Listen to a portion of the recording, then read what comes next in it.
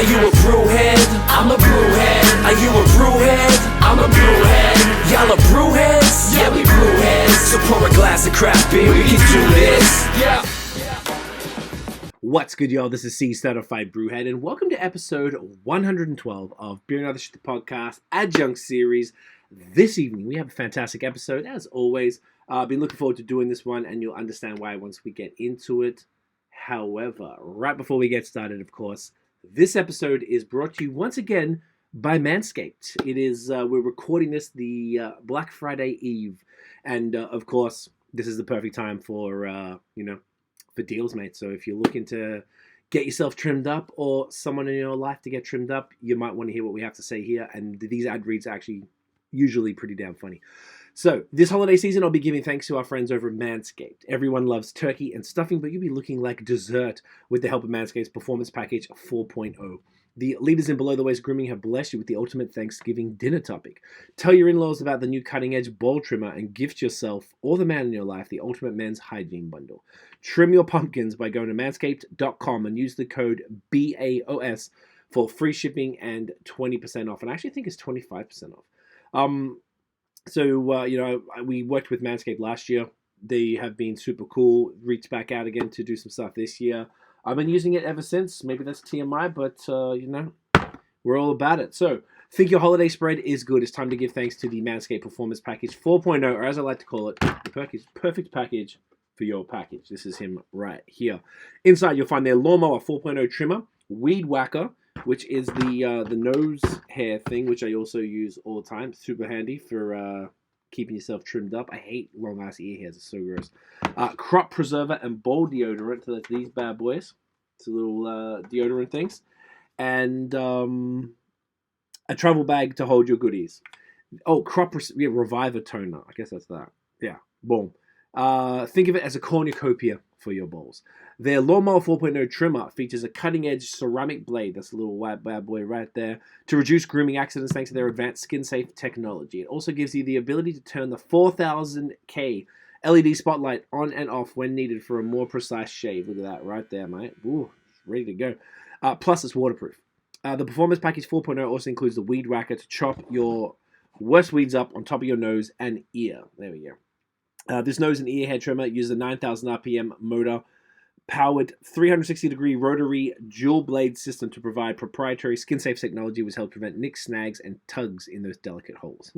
Can't forget the Manscaped liquid formulations, a Crop Preserver ball deodorant and Crop Reviver toner spray, like pumpkin pie and ice cream after Thanksgiving dinner. That's funny. Can't live without it. Your balls will be living in turkey heaven with these formulations.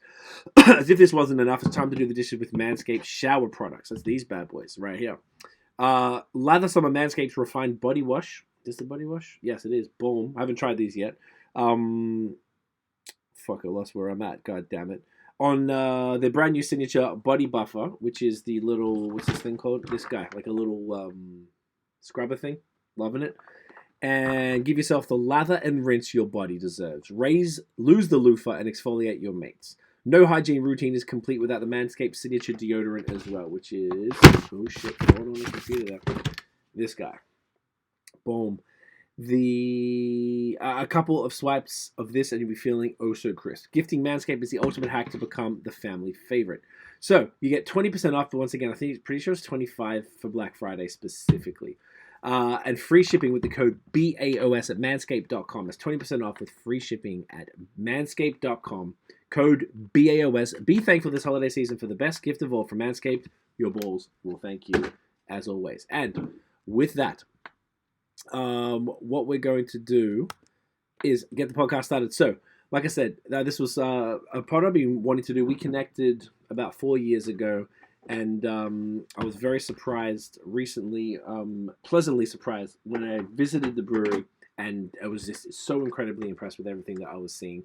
So, guys, please welcome Griffin from Newark Brewery in the building. There we go.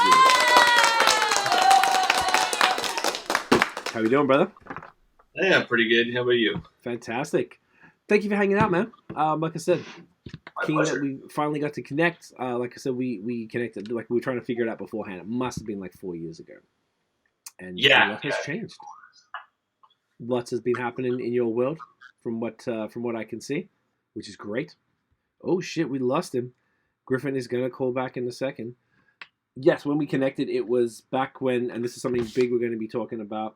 Back when Newark was a contract brewer. So I'm very excited to hear that story. We got you back. Oh, there he is. We got you back. Lasted a total of like 5 seconds. It happens to the best of us. It's all good, man. I was just saying, so, we connected back when you were contracting, and there's a whole new world of what's happening at New York right now. So I'm very excited to hear about it. First things first. You want to crack open a brew? Most definitely. Let's do it. What are we starting with, bro? We're going to start with our Helles Lager. Perfect. So, let's tell us about this one. Yeah, really traditional Helles Lager, Pilsner malt, and Hallertau hops. Beautiful. I like to keep things real simple with the recipes. Kind of like to go with less is more. Love it. As is the required with Crispies. Mm-hmm. So back in the day, you had this one and you had the Dunkel, if I recall correctly. Yeah, the Dunkel was actually our first beer that we came out with. Okay.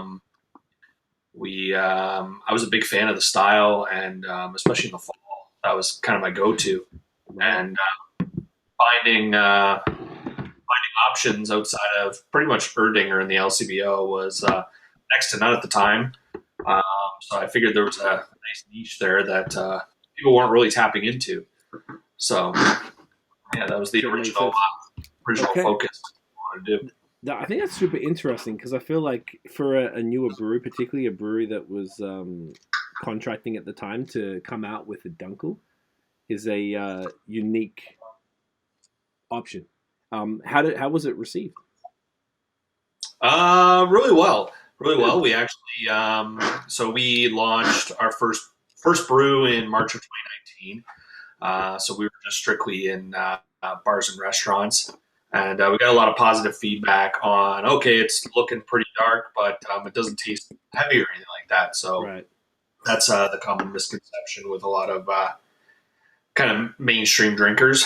Yeah. And so I kind of just on a whim applied to get the Dunkel in the LCBO, and we ended up getting a full-time listing November of 2019, which I think is a nod to how underrepresented the category was. That's pretty good.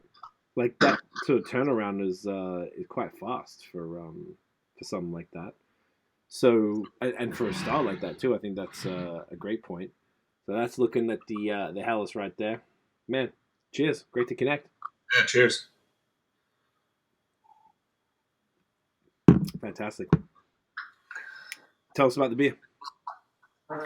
Yeah, so traditional German Helles Lager, 100% Pilsner malt, and then Hallertau just at the end there for a little bit of aroma. Mm-hmm. Yeah, we let the process shine through. We try to lager as much as we can, which generally works out to about 4 weeks. Okay. Yeah, just mellow out that flavor and just make it nice, super crisp. Love it. That's awesome, man. It's tasting pretty traditional. I'm getting the the nice sort of malty sweetness, grassy sort of herbal bitterness in there, which is exactly what you're expecting. Super crushable, dry. It makes you want to come back for another sip. Wicked head, great nose. Yeah, man. Solid. It's good stuff. Are you filtering the beers, or did I pour this one too heavy?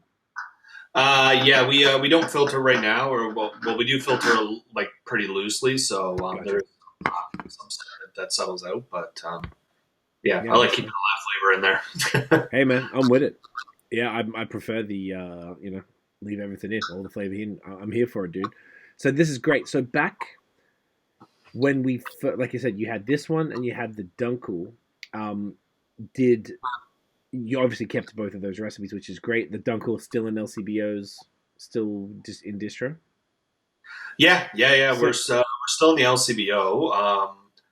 We had to focus more locally after the pandemic, just because kind of the regulations that came into place with the dealing with the LCBO and us being a contract brewer. It didn't really make sense to try and expand the brand Ontario-wide, so we kind of bided our time until the pandemic was semi behind us. Made a big focus on local while we were kind of in tandem with opening up our own location. And then now we've actually partnered with a new sales agency to try and take it Ontario wide now. Amazing. I love that, dude. The intention, I imagine, is starting at contracting, and the contracting is something that I really want to get into, like the success story from, starting how you did, getting it as SKU and LCBO, and then leveraging all of that, brand awareness and income and everything into a physical space. The shit, where was I going with that? God damn it! No, we talked about what did I say? I'm so sorry. I'm fucking brain fart. Contract brewing. Contracting. There was a point. There was a good point. I'll come back to it if I think of it. But it's dope to see that the growth from having all of that back in the day, and then taking that to where you're at now, expanding the lineup as well. And I definitely want to go into. Obviously, there's a theme that it's pretty obvious here. That's you're doing a lot of Crispy Boys almost exclusively, if I'm not mistaken. Is that correct?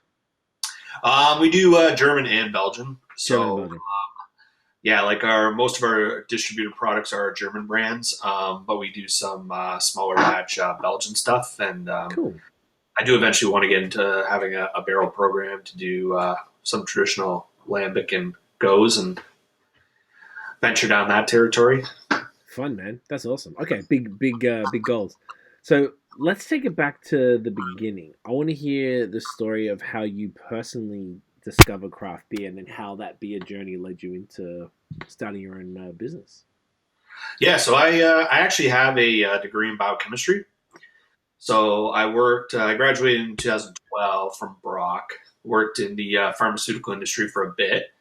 And then the company I was working with, I had a year contract for them. They weren't sure if they had enough funding to keep me on. So I was like, okay, well, I gotta find something else. So Molson Coors was actually hiring at the time. They were kind of just looking for people with essentially a university degree, really. So I kind of applied on a whim, got an interview, got the job. Again, just another 6-month contract. And then, so I started working there. What was the job? I was a centrifuge operator there. Cool. So, okay, so production side. All right. Yeah, a lot of sitting at a computer and pushing buttons, but then they did the old school way of hopping into tanks and pushing the keys, pretty much like you're shoveling snow out of the tanks. So interesting. That was a good balance to get some workouts in. Yeah. Okay. So yeah, I was working there. I was enjoying my time there. And then I was actually working with a guy. I'm from Niagara region, so he actually lived in the Falls, and he told me that he was doing the Niagara College Brewmaster program, and I was like, oh, well, what is that? So I started looking into more of that and kind of the whole process and what it entailed, and I was like, you know what? It's like I'm at a point in my life where I can afford to do this, and it's not too much of a time commitment. So I applied, kind of waited it out, and worked at some wineries in the meantime. Did a couple of harvests there, and then finally got into the program. That was 2014. Okay. Did the program, graduated in 2016, and then we went on a big trip to Germany as a class after graduation. So I fell in love with the process and the beer culture there. And me and a friend of mine, Justin, we extended our trip a couple more weeks. So we kind of did a European beer tour, hit a Bayerwin, Prague, Belgium, and Ireland. Cool. And we did all that. So got to see the Belgian side of things too. And then I came back from that trip. I did a brief stint up at Sawdust City in Gravenhurst. Came back, did some more winery work, and then I ended up getting a job at a local cidery here that they do a lot of contract packaging for people. So I was the production lead there, so spent about 3 years there. And then kind of during all this time, I kind of knew I was leaning towards eventually being my own boss one day.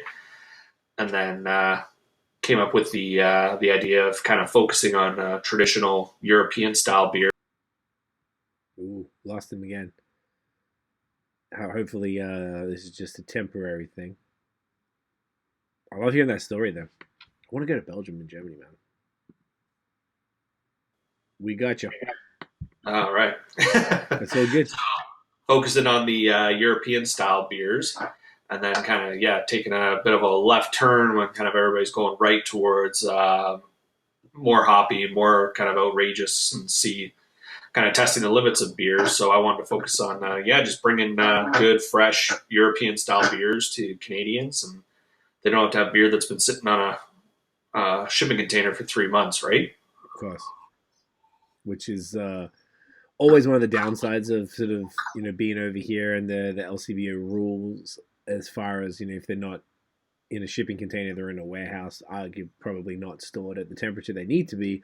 So whilst you can get some of the classics that you would have experienced, they're not, I imagine, because I've been to a bunch of Europe, but I didn't go there when I knew anything about beer.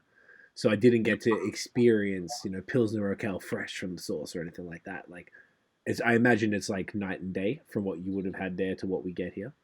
Yeah, it literally doesn't compare. And I mean, I'm sure some of that is kind of like a time and a place thing. Like you're sitting in a pub in Germany, it's obviously going to taste better, but it does not compare. Do you so go ahead? I was going to say, do you even buy it? Would you even waste your money? No. I do sometimes, more so. I like to try kind of everything, and if I haven't had something in a while, I'll see it on the shelf, and I'll just try one. Or sometimes I bring some beers to the guys at the brewery, and we try a bunch of stuff and kind of see what we like, see what we don't like, and kind of compare them to our beers and what we can do. Right? Yeah, that's smart. Okay, sick. So that makes sense. So then you decide, you experienced that, and you were like, well, it would make more sense. I mean, and what year was this when you decided this? Was this 20? Yeah, so I decided I was going to go into business for myself in 2018. Okay.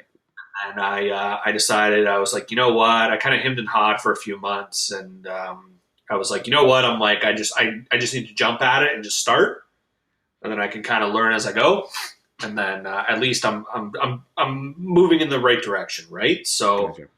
So November of 2018, I filed for my master business license, bought some kegs, kind of got all that sorted out, and then March 2019 is when we did our first contract batch, about 2,000 liters of just kegs.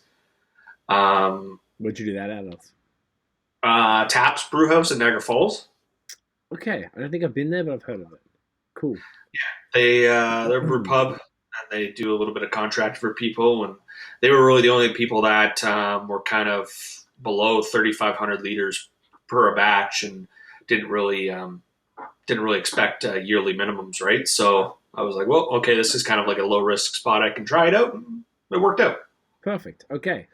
And where did you sell those first kegs? Like, did they help you distro, or did you like go door knocking? How did that work?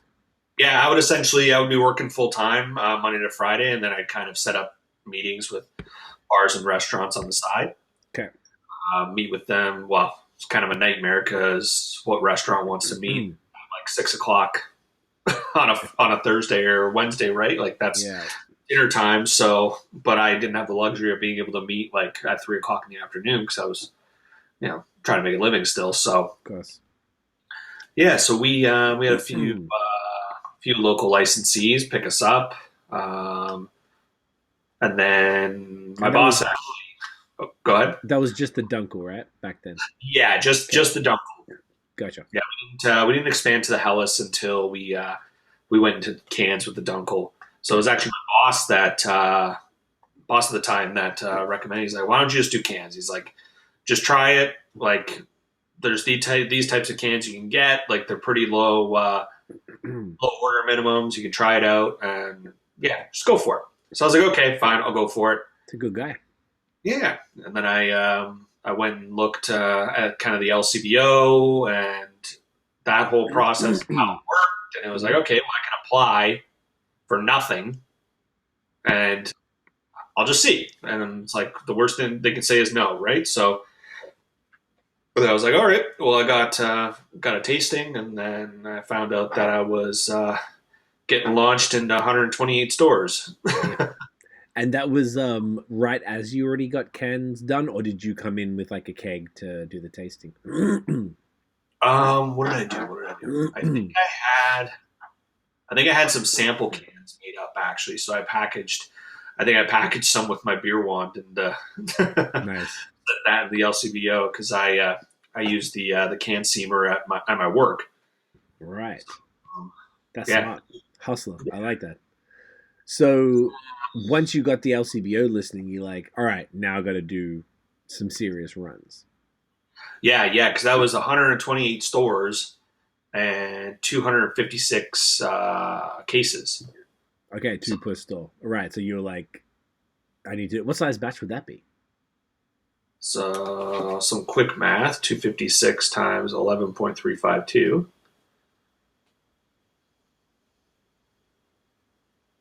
That must be how many liters in a. Yeah, so that's about 3,000 roughly. Okay, so it's not even that much more than the batches that you were doing keg only. So that's pretty Yeah. reasonable. The thing with what did I do there? Oh no, so I switched out to Equals in London. Okay. I heard great things. Had him on the pod. They're great. Is it Justin? Yep, yeah, I dealt with him. Good dude. Yes, they were great to deal with. It was nice to deal with them because I was somebody new that was kind of just getting into the game, so they kind of understood kind of the problems and stuff I was going through. So they agreed to do a batch there for me, canned it, and that was where we got the supply for the LCBO. And then we launched. We had a obviously good fall and winter because of the style of beer. So I'd actually, my old boss, he was starting up a sales agency for his cidery. It was Puttycombe Cider. And I was like, well, would you be willing to represent my beer, just be the only beer that you guys represent? And he was like, oh, yeah, 100%. So we were gearing up towards kind of having a big push for spring 2019. And then obviously March happened. And found out quickly that the LCBOs didn't want you calling the LCBOs, didn't want you showing up to LCBOs for sales agents purposes. So unless we wanted to, well, I say we, but it was just me at the time. So unless I wanted to dump a whole bunch of money into advertising where I was contract brewing and the margins were super tight as it was, I couldn't really afford to, and it didn't really make sense at the time. So we kind of just bided our time, and because of the nature of the pandemic, our listings just constantly went down. So we kind of dealt with it, and then 2020, I ended up leaving my job around October, thinking that things were kind of gonna make a and make things easier. Found out that wasn't the case very quickly. And then, so I just focused on kind of business development, making sure that when we did find the location that we wanted, we would have kind of everything in place and we could hit the ground running. So that was kind of my winter 2021. And then we were constantly looking for a location, kind of keeping our eyes open in the Niagara region. The original plan was for the brewery in Niagara-on-the-Lake, which is my hometown, but I live in Beamsville now too. And the original plan was there, so we were kind of keeping our eyes open for the Niagara region. And then my business partner Mike ended up actually meeting a friend of his at the grocery store randomly, and she was asking about the business, and she said, "Oh, you got to talk to the town of Lincoln. They're doing a big push for economic development and tourism." So I think it was the next day they called me, the next morning, and they're like, "Hey, here you got a brewery. Like, we think you'd be a good fit here after looking at all your stuff." Bench Brewery is also in Lincoln, so we kind of have two different things going on. So we complement each other very well. So they had about 3 or 4 locations already picked out for me to look at. They ended up helping us find the best one, and then we signed the lease in 2021. got all the paperwork, everything with the town settled before we moved in January 1st, 2022. And then we opened our tap room May 20th, 2022. Wow. Oof. Okay, looks like we're going to have a whole bunch of drops this episode, but it's okay, guys. Just bear with us. That's fascinating. Here we go. We got you back. We got you. There's a good stretch there without a disconnect. So yeah, so good. We'll keep this going. So okay, this is fascinating. So before we keep going with the actual physical, it didn't cut you off, by the way. Like you finished like right at the end of your sentence. It was perfect. Yeah. Yeah, which is great. So I wanted to ask from the beginning, why did you decide to start with contract brewing? Like, what made that an attractive option for you? I didn't have tons of capital. I had some, but not enough to warrant opening up my own space. And I knew that if I wanted to get people kind of on board with my idea, I needed something that they could physically hold. So I needed the logo done. I needed the can design. I needed the beer type. I needed the beers actually brewed. Here you can try it versus like, hey, here's my home brew. Like it resonates extremely more with people that when you actually have that. Right. And I was saying to you off air, I mean, people who watch the podcast know we've talked about it a bunch in the past, but there was always like what I always felt as a ridiculous kind of like I wouldn't say pushback, but just sort of like a not so positive connotation about contract brewing in Ontario. And it kind of was sanctioned by the OCB, if I'm not mistaken, with regard to tax, or at least they were looking at it, like not offering the same tax benefits to contract brewers as brick and mortar brewers. Did any of like that ever sort of hit you and sort of, did you consider any of that stuff, or was it like I didn't care, or did you not even know that maybe? And when I say all of this, I reckon it was like a subset of the beer scene felt that way, but the average person who goes in the LCBO is going to have no idea what contract brewing even means. Yeah, I don't know if it played a part in me actually not going forward with it, but once we got into it, there was a lot more challenges because we were a contract brewer. You'd go to places and they'd be like, "Oh, like where are you from?" And it's like, "Oh," or like, "Where's your brewery?" And it's like, "Oh, okay, it's not like that. Like we actually don't have our own space." But so essentially, every interaction over the beer, you're kind of explaining that same story, right? So we that was one of the challenges we had, and then you kind of have this. Yeah, there is a negative connotation in the beer community about contract brews because I mean, I can essentially go to a contract brewer and be like, hey, I want a light lager. Kind of give me the best you got. I don't need to know anything about beer. I don't need to know recipes. None of that. But the difference with me was I actually went to these places. I gave them my recipe, my process, and it was all me, right? They were just essentially carrying out the actions. Were you happy with the results? Yeah. Everything. There wasn't. I think the only batch of beer I would say I wasn't happy with was my first batch of Hellas, but it was like it tasted really good. It was just a bit too on the hoppy side. I added a bit too much Hallertau there at the end, so that was just a slight adjustment I had to make. But the beer was still good. It was just not where I fully intended it to go. Gotcha. Okay, that makes sense. Interesting that you were sort of having having pushback, or at least hearing about being contract brewer. So that means that it's sort of like not just the scene, but it's the industry who have a bit of a misconception about what it is.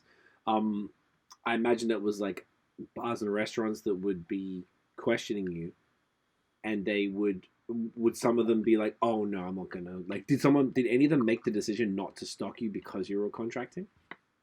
If they did, they never told me that. Because I guess that's pretty bad. Yeah. Okay. Did you get the vibe from some of them who asked too many questions about the contracting that like, oh, they're not going to take me because of this? Bars and restaurants, it was mainly like you kind of explain that whole thing about not brewing it yourself, having somebody else, and that was kind of like, oh, okay, now I know what the deal is, right? Also, it was out of curiosity, not bias. Or more so, yeah, just hey, where's your brewery? Gotcha. Which is like you can't really give them an answer with without explaining, right? So Gotcha. I wonder if some of the more how would you describe them, like the known beer bars around Ontario, who exclusively deal with craft brewers, and not like a pub that maybe might stock some, Labatt and Molson products, and then craft stuff. Those ones, did you ever deal with any of those guys?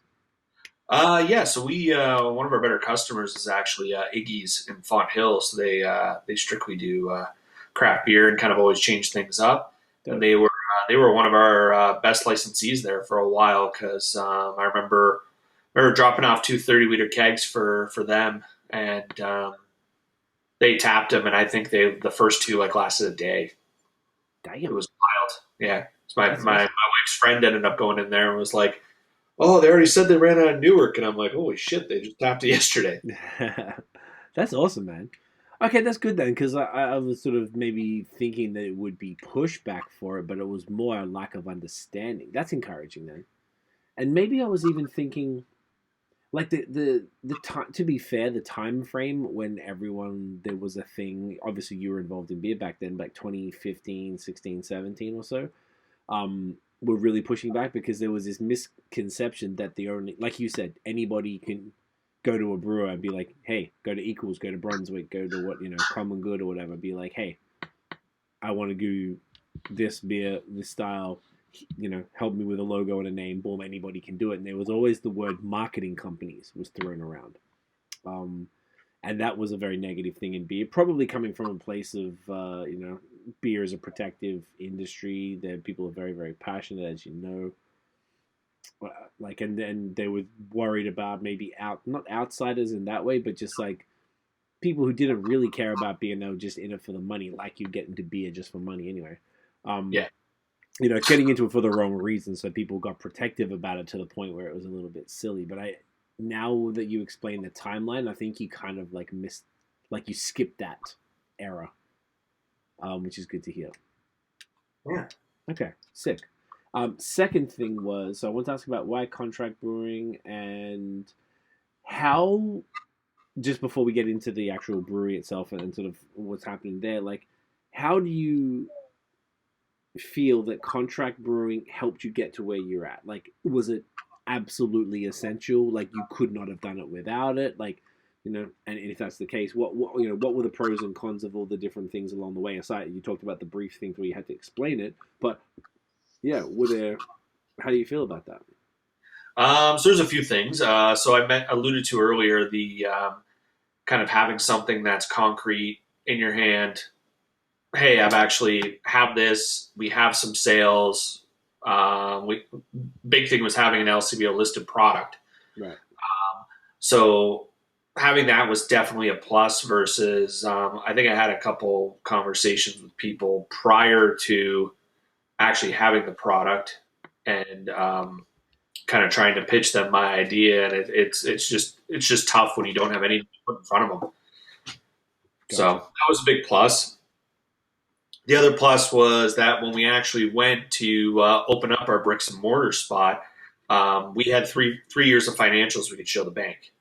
That's Albeit great. they weren't the greatest financials, but it was, hey, I can work full time, I can run this business as the same, and we're not going to go under, right? So they go, okay, you can sustain a business. We'll give you a little bit more leeway, kind of thing. Gotcha. Okay, so it was a pretty key sort of path for you to take, going from the contracting to the brewery itself. Yeah, and it also it kind of gave me a little dip into the business pool and kind of see if that's the route that I wanted to take and do long term. And if I absolutely hated it, I could kind of cut my losses and I wouldn't be kind of too far into it. So Smart. Yeah, that's actually a really good point. Maybe something that a lot of folks underestimate, because you don't know what it's going to be like. You don't know if you're going to, it might be fun home brewing, but unless you're actually doing all of, on a big system and dealing with the things that come with owning a brewery, it's not just the, brewing. That's the one part of it. The rest of it's a whole thing. I like that, man. I think that's a really intelligent approach to it. I was just always curious. Like I was saying to you off air that like there's a handful of breweries I can think of that I knew them when they were contracting, and I've seen them go to a bricks and mortar, and I'm always just super impressed and super proud. Maybe because I was sort of very active around the time where everyone was hating, and I was friends with a bunch of the people who were contracting who now have bricks and mortars, and oh, dropped again. Maybe it's like every 10 minutes or something. This is weird. It doesn't always happen. But it's okay. At least it's like a real quick recovery. And chats to you guys if you remember the contract brewing combos. All right. We're good. So I'm probably a little more like, I don't know if I'm going to say sensitive about it, but I always had a chip on my shoulder about it because it always pissed me off that people were I have a business. I consider myself an entrepreneur. I got multiple businesses, so I very much respect anyone who has the guts to start a business. And I think that if you look at it, contracting is the way you described it. It's the most intelligent way to approach beer. I mean, you can go balls to the wall and drop $2 million on a brewery or whatever, but then, like you said, what if it's not what you thought it was, or what if it's too hard, or what if a pandemic comes and you can't get the production facilities and stuff, you can't get everything you need. Like, there's so many things that can go wrong that sort of building up to it seems smarter to me. Just ask anyone who's in business, right? It's just beer is so passionate about the product that they're just worried about someone who doesn't really care about it. But the ones who do, stick it out. Like, obviously that's what you've done, which is great. Yeah, it's I mean, it's a good stepping stone for a certain subset of people that kind of want to dip their toes in the water and see what it's like. And it's like, if I was at a different point in my life, maybe later on, where I have kids that are a little older and I got some more extra capital lying around and want to do a passion project, I might just dive right into it, right? So, interesting. So if there's people watching now who are considering doing it, or I know we have a reasonable industry, viewer audience base, that maybe there's someone, working at a brewery as a brewer position or something like that, and want to do something of their own, which is completely fair because a lot of people have those aspirations. Like, would you recommend contract brewing to people if they asked you? I would say so. Yeah. Yeah. Especially now, like the space is getting so much larger, so you don't actually have like one or two options. You have like 7 or 8 options now. Like, pretty much, I think in the GTA, it's pretty impressive how many people have gotten to that space. So now, there's a lot more variety to you, and I would 100% recommend it. It just makes sense, to try things out, and especially if you don't have access to a lot of capital right away, it'll definitely pay its dividends in the long run. Love it. Love to hear it. I just realized the time. Do you want to hit the next beer? Yes, I do. Let's do it. What are we thinking? So we got a light lager here. We did. Nice. So the Huhh Yeah Light Lager. We did it in a collaboration with 97.7 Hits FM down in St. Catherine. So we did a contest for naming the beer. A bunch of people wrote in, and then we picked the top 5, and then people got to vote on their favorite, and Huhh Yeah won by pretty much a landslide. So if you ever listen to the radio station, the DJs on there, Super Brown, like to say that phrase a lot. So we figured it was natural that we went with that name. Interesting. That makes sense. That's pretty funny. And is this one was this one? Would you consider it like a collaboration, or is it like a beer that you did like for the radio, just for them? Like, what would you sort of consider this one?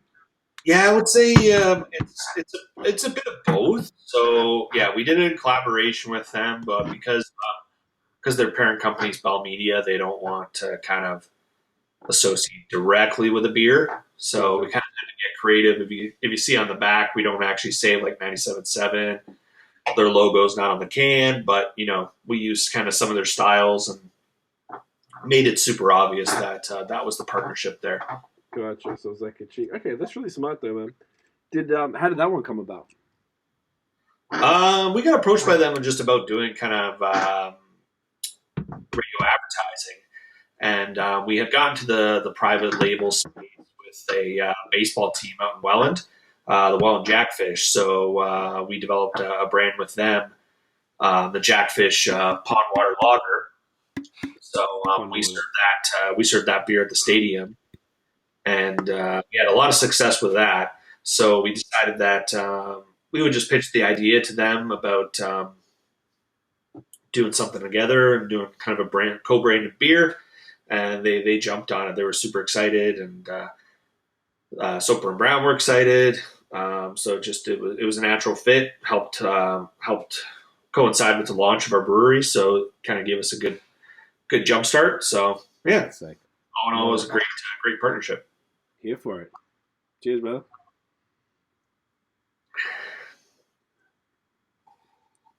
Solid. Tell us about this one.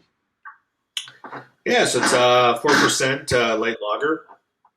Again, very simple ingredients. We wanted something that's got a bit of flavor, not overpowering, but kind of drag that mainstream consumer into the brewery. Have something that kind of can appeal to everybody. And if somebody drinks Bud Light their whole life, and you give them this, and it's like, oh, whoa, They can relate. different. But yeah, I'm not feeling bloated after one, or hammered after two. Yeah, all that too. Have you found? I always find that the other conversation I always find really fascinating is the gateway brewing convo. Gateway beer convo. Sorry, being that gateway beers can kind of be anything. I found you could say that the existing Bud or whatever macro beer drinkers would love something like this, a light lager that's not it's got more flavor than what they're used to, but it's not too much, and it's familiar color and all that stuff. There's other styles. I feel like New England IPAs bring people over because it's not bitter. It's fruity and stuff, and sour beers typically appeal to white wine drinkers and stuff. Have you found that this or any of the products that you've done are converting people? Yeah. So a good buddy of mine, his dad had only drank pretty much Bud Light his whole life, and he's tried the Huhh Yeah, and he was hooked. There's a few customers at the brewery that are from town that we've converted, and it's always great to see that. That's awesome. That was I used to work for Silversmith Brewing down in Niagara. Yes. And people would come in and they'd be like, "Well, what are you guys known for?" And I'm like, "Well, the black lager's like amazing, like flagship. It's a great beer." And that was kind of the easiest answer to to kind of introduce them to the brewery. But then it's actually not too far off, because I mean, it is a lager, it is easy drinking. But one, if you don't like coffee, you're not going to like that beer. Right. Two, going from that transition of light to dark kind of made a bit of a too big of a jump, I found, with some people. And then same thing with a lot of hey, this is our IPA, this is what we're known for. But then it's if you have somebody who's only ever drank Coors Light in their life, they're going to be like, "Oh my God, craft beer sucks. It's all heavy and hoppy and brutal, and I'm never going back." Right. So that was a lot of part of the original mantra was, okay, we need to have something that it's, hey, I only drink Budweiser. Okay, here you go. This will be your best chance at kind of converting you. So, yeah, Gotcha.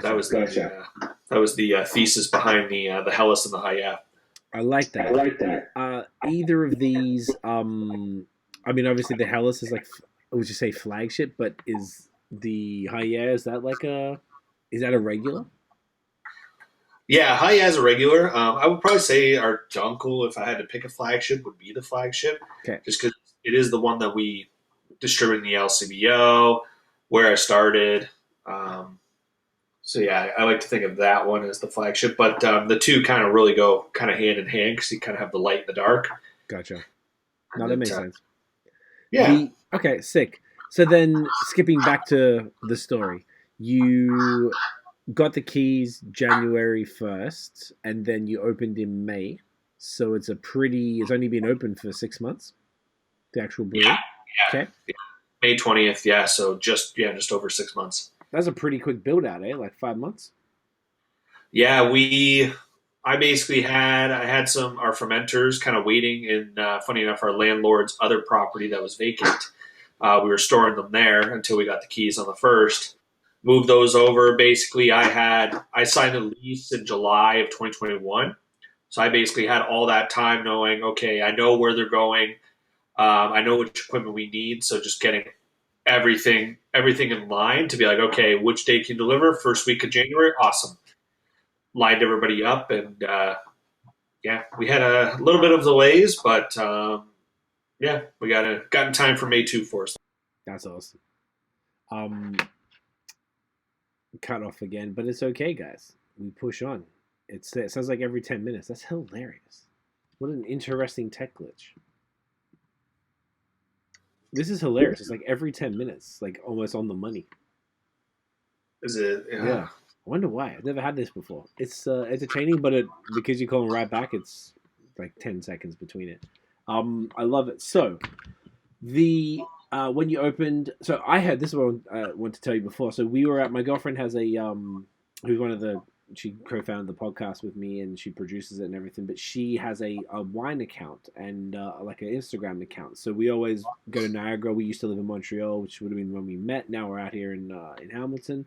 So we're stoked because we're 30 minutes from Beamsville now. And we're at Back 10. Must have been August, maybe September.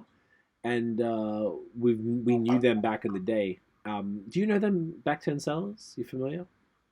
Yeah. I don't think I've ever been there, but I know the name. And yeah. Okay. So we stayed there when we've been together since 2011. We stayed there when it was just an Airbnb and the property was like, he was like contracting his grapes out to other people type of thing. So he was growing them, but not for himself. So we knew the couple, the owners for 11 years, I guess. So it's one of our favorite spots. We always go back, and we're chatting with him afterwards, and he mentioned you. He goes, "Oh, there's a new brewery that opened up, Newark." I'm like, "Really? Newark is the same guy that I'd connected with a few years ago?" So I looked up on Google, checked it. It's the same logo. I'm like, "Yo!" So finished up at the winery. We went down. It was like 7 or 8 minutes around the corner. Super easy. Super impressed, like as you'd expect in a brewery, like a industrial zone type of place. We went in maybe it must have been August because it was just beautiful weather. Beautiful sunny day, great patio, tons of space. We have a puppy, so dog friendly, which is great. We had a couple of beers and got the food, and it was some of, I was telling you before, like no word of a lie, like some of the best food I've ever had at a brewery. Like I think about those fries regularly. It was insane. So I'd love to hear sort of about how it all came together, what you've been doing there, what on earth is happening with the food, and you should be selling that seasoning, like the Newark seasoning for the fries. God damn it! But yeah, man, I'd love to hear like how it's all come together, what's going on. Yeah. So we came January. We were trying to find a food provider for the brewery, so we actually. We didn't really want to run the kitchen ourselves. I have some kitchen experience, but I'm not a chef. So we knew that we wanted the tandem. You got to have a brewery with good beer, good food, and get those people that are going to come to you and stay versus come to you and okay, we're going somewhere else for the rest of the night or for dinner or whatever. So we really wanted to have kind of everything there.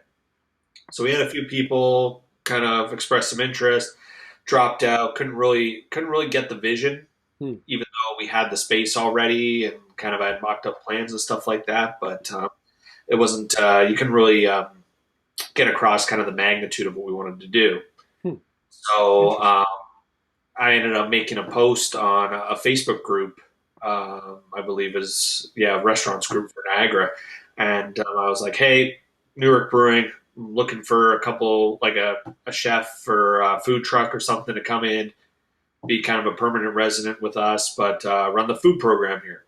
So 3 or 4 people had recommended a company called Blue Collar Catering. So it was a couple guys that were partners and had a catering business, and a lot of people were really impressed with what they were doing.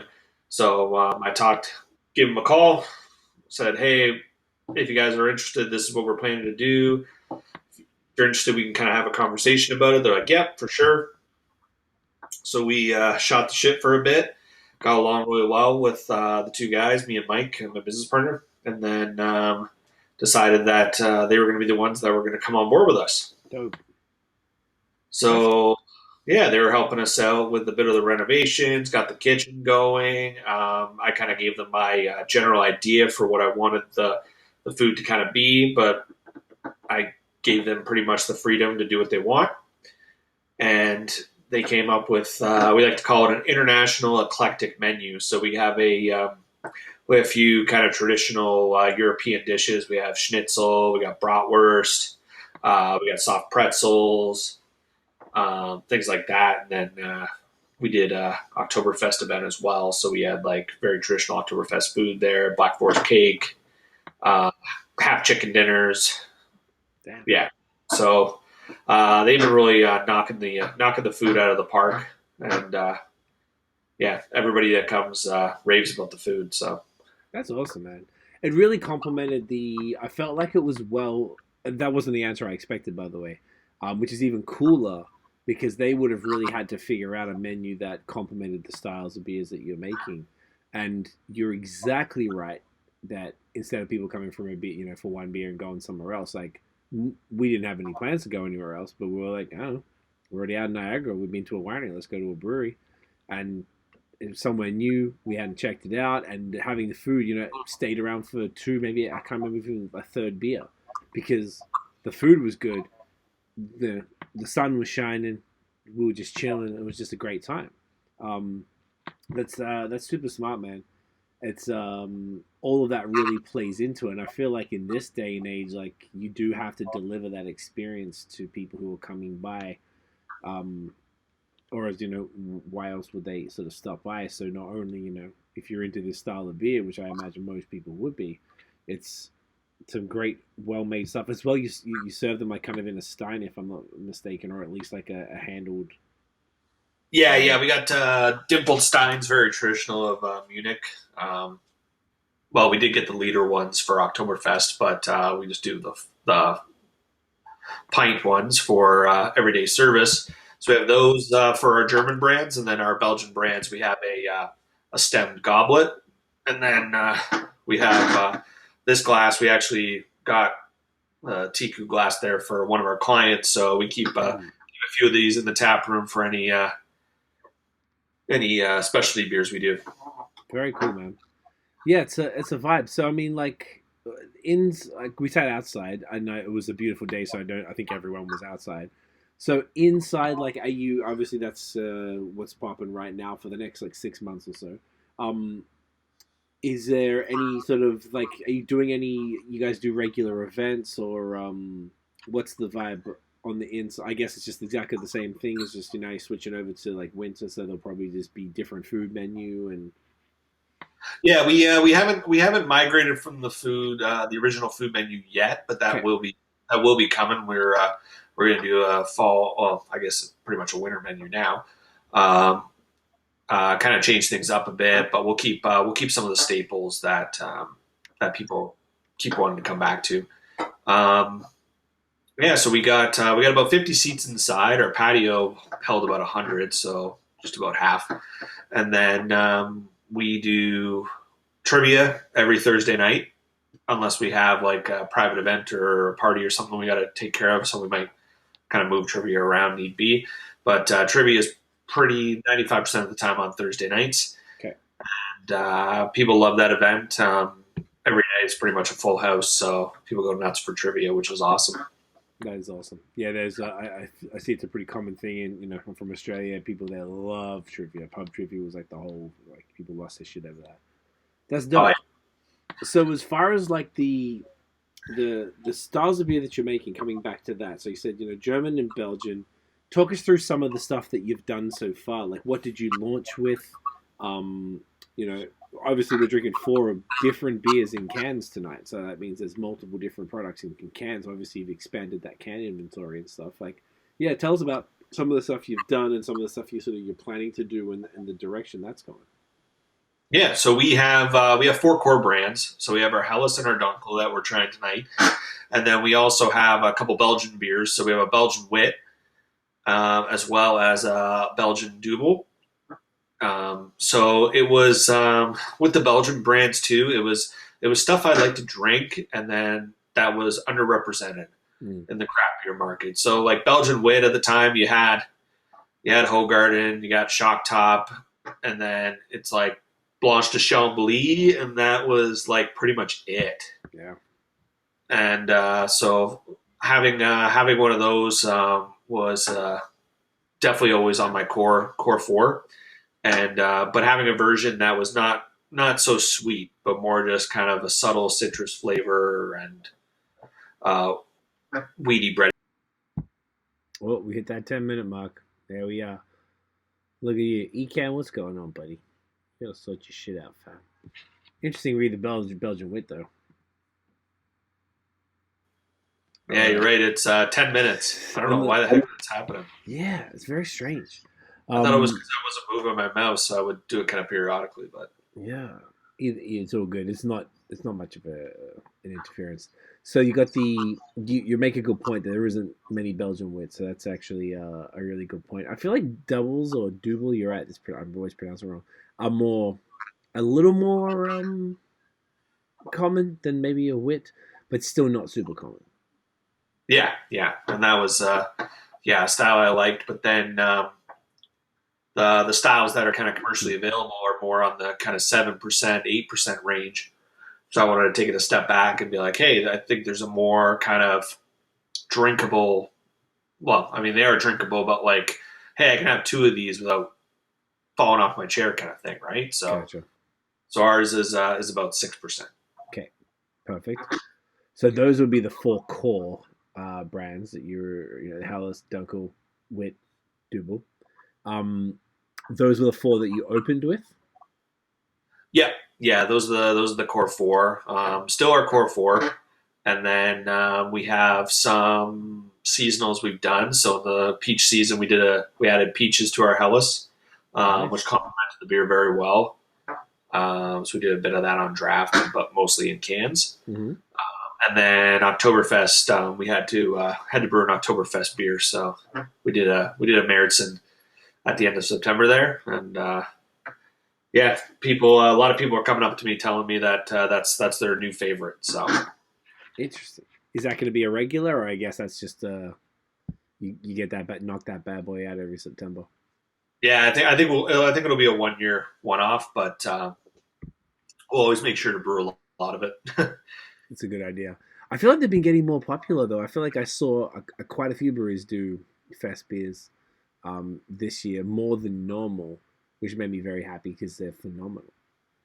So, yeah, exactly. I have been seeing a lot of it. Yeah, but that's the event that we want to focus on being our kind of best event year over year. So we had a two night event this year, and everything went amazing. But there's so many different ways we can build on it for next year. So I'm really excited. That's sick, man. So then, as far as the other styles that maybe you'll start to branch out to, so in the Belgian realm, we talked about it a little bit earlier, but what are you thinking in that side of things? Like I think you mentioned the Goose and Lambic earlier, which is pretty sick, which is a very exciting thing because that's a whole other entirely different process and situation. You need different spaces and the barrel rooms and all that type of stuff. What's the deal with that? Yeah. The Belgian styles we want to get into kind of doing one-offs every so often. So I want to get into doing a triple eventually, as well as a quad. I'd really love to be able to do a quad and almost release it as a vintage. This is our 2022 quad. Well, it won't be this year, but 2023. Do it around maybe Christmas time, and keep it on yeast so you can age it if you want, and then maybe keep some behind for us for the tap room too, and people can compare year over year and very cool. Kind of see that, and then I'd love to develop a barrel program. I don't know if we'll be able to do it at this location just with the amount of free space we have, but we can definitely try. So that's dope. What about the German side of things? Is there much more? I don't have the deeper knowledge of the German stuff, but yeah, where can you go on that side? That is we can go a little bit darker. So I've thought about doing kind of Schwarzbier, black lager. Oh Thought yeah. about that. We actually might we might do a one off of a Weiss beer, German Very Weiss cool. beer. Try that out and kind of sub that in for our Belgian wit for a period of time. Kind of see how that works out.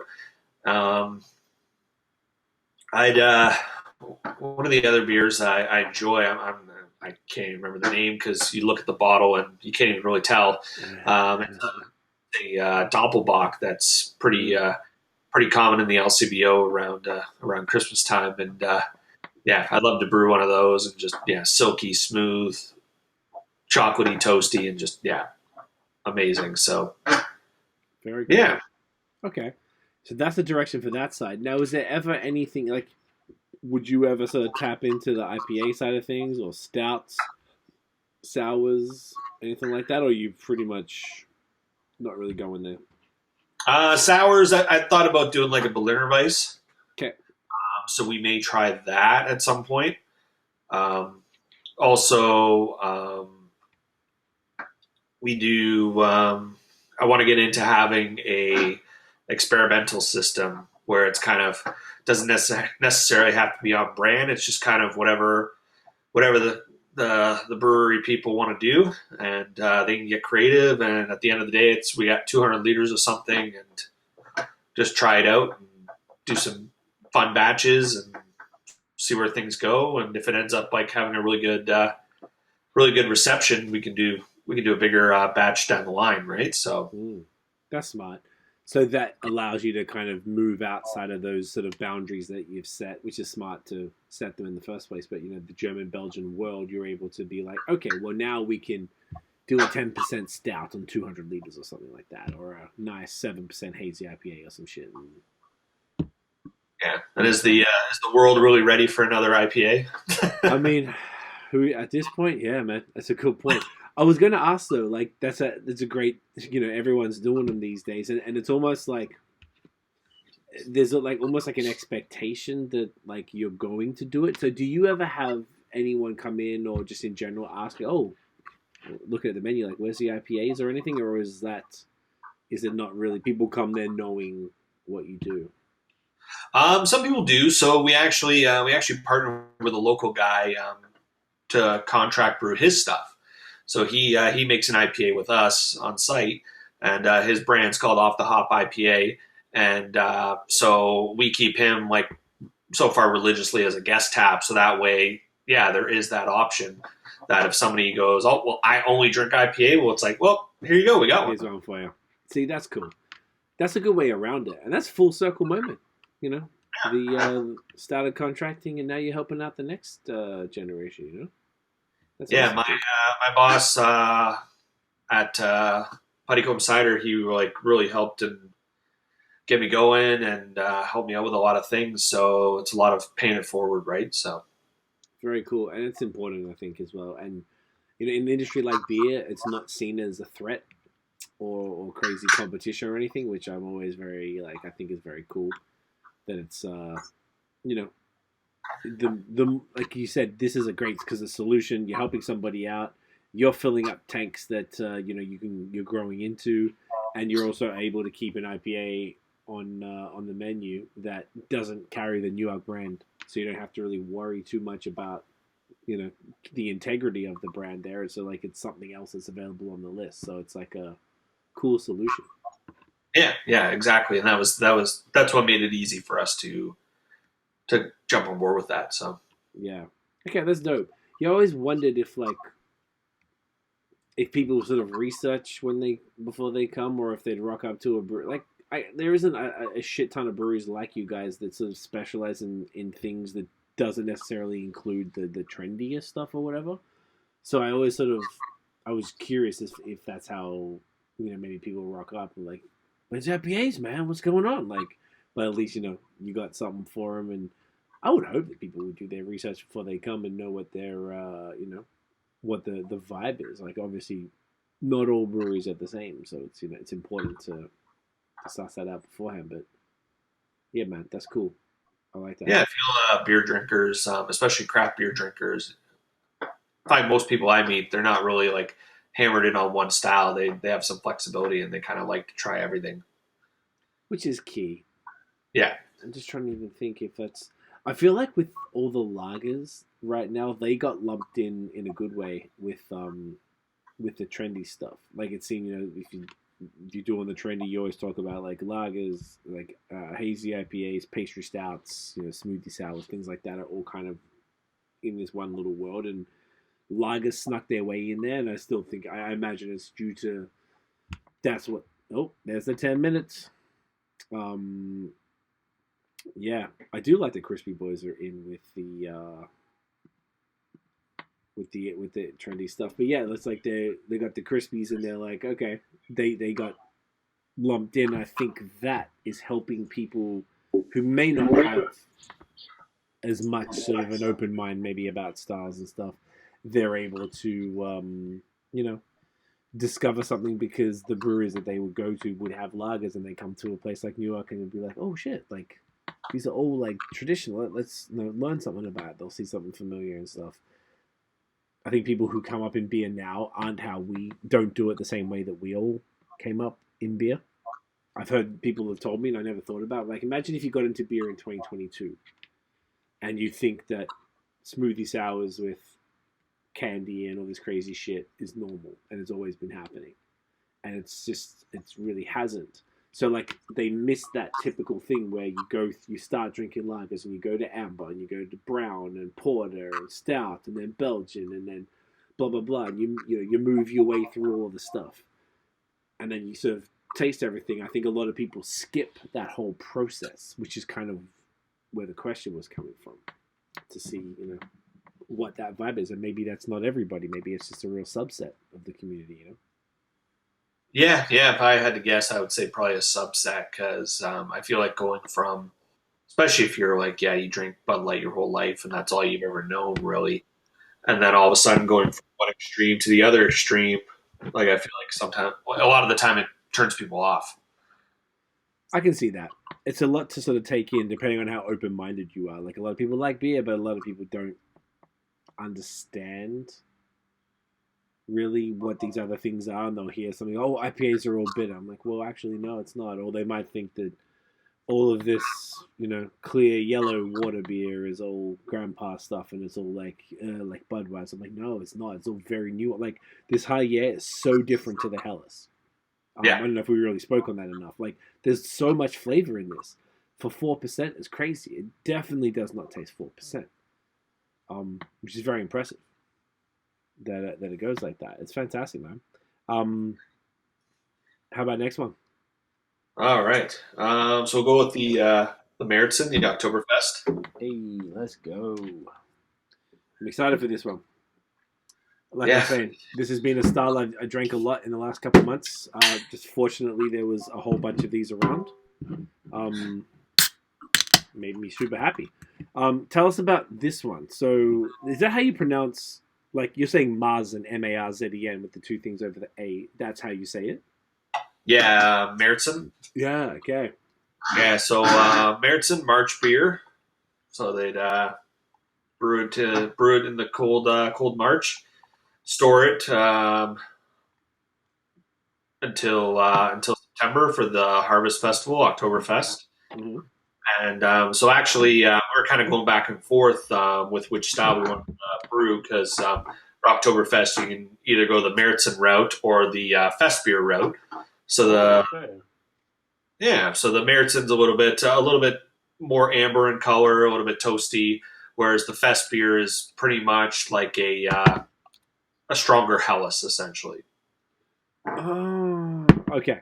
I want to go into that a little bit more because I didn't realize.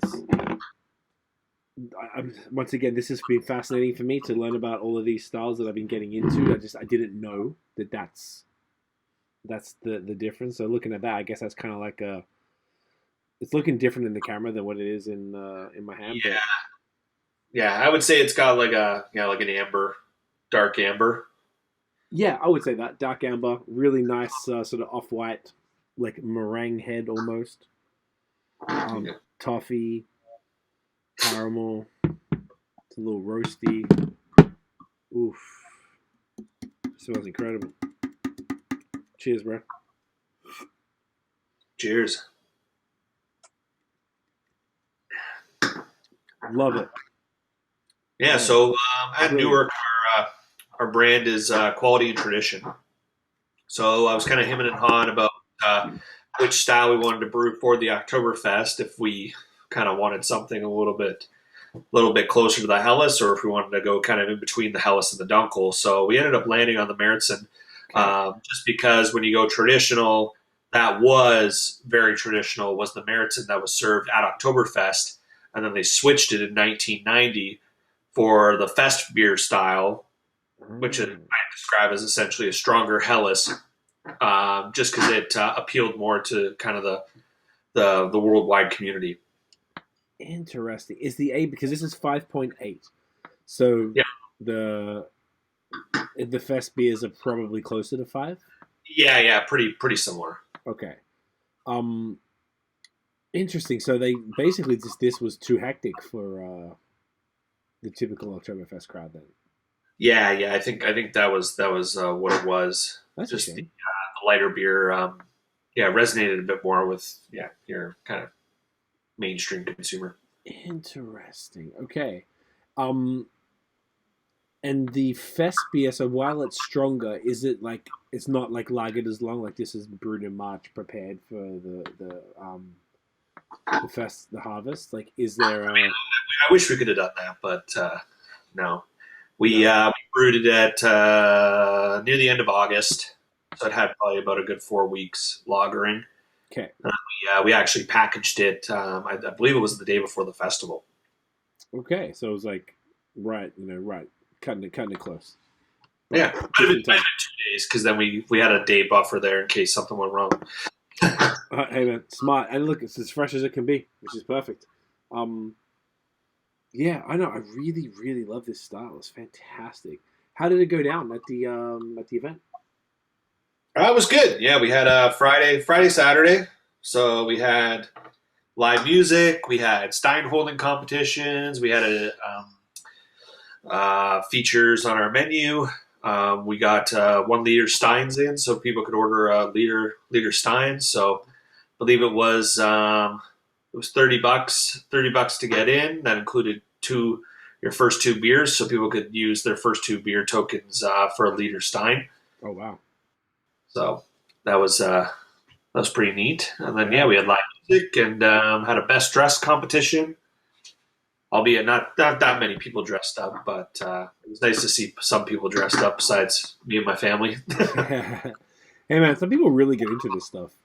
The Oktoberfest thing is like people are into it. I guess it's going to get more and more, hopefully more and more popular as it goes along. Because I feel like I never really had interested in it until the last couple of years. And now it's like fascinating for me. Like I love it. I feel like it's like this whole world of beer that like I never really understood enough. And I wonder if there's like a bunch of, but it's like if I could walk into a brewery, I'm going straight for the Crispies. They might have a ton of IPAs, all the other things I'm into, but like this is definitely what I'm looking for. It's very cool. Some of the flavor profiles of this beer, since I'm jotting down some notes here, talk us through what we're getting. Like definitely getting that like sort of toffee caramel on the nose. Yeah, getting a bit of that.